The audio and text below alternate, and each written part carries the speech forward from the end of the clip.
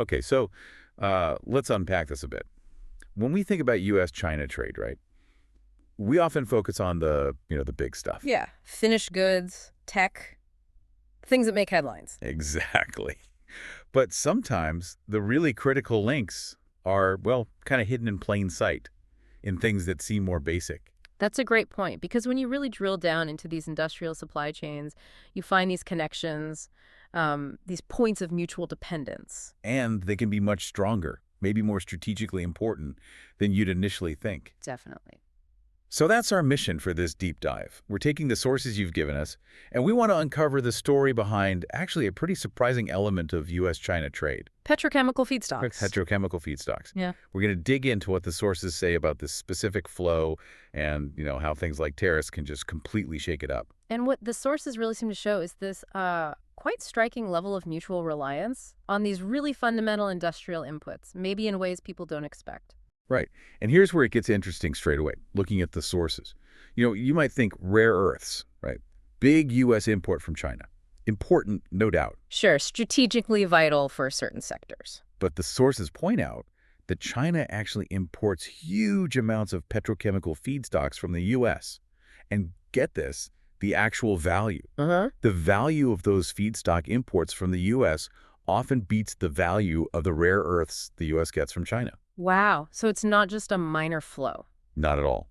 And it's not just about the money. It really highlights the sheer scale of trade in these basic industrial building blocks.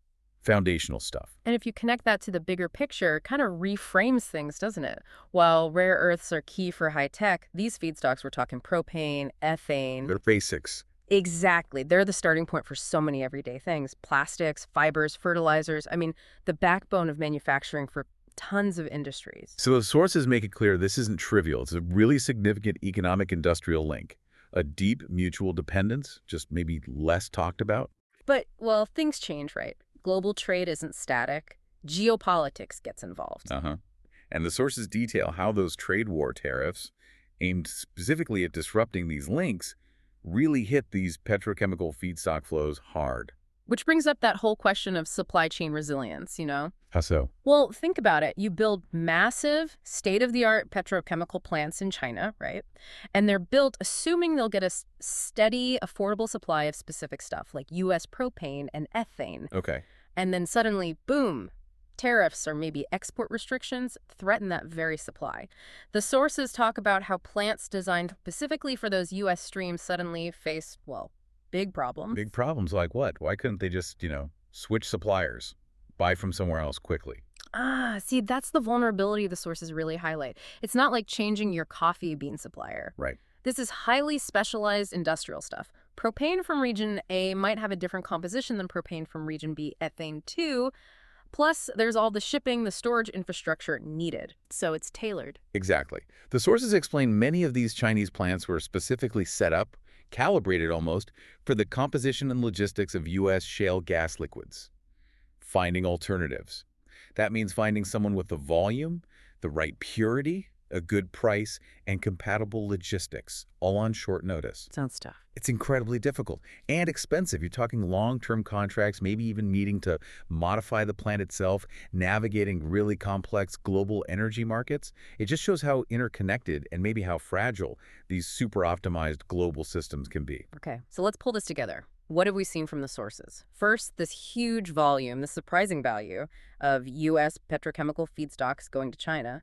Bigger value even than rare earth imports the other way. Revealing a significant, maybe unexpected mutual dependence at a really fundamental level. Then we saw how the trade war tariffs really disrupted those specific established flows. Yeah, a major shock to the system.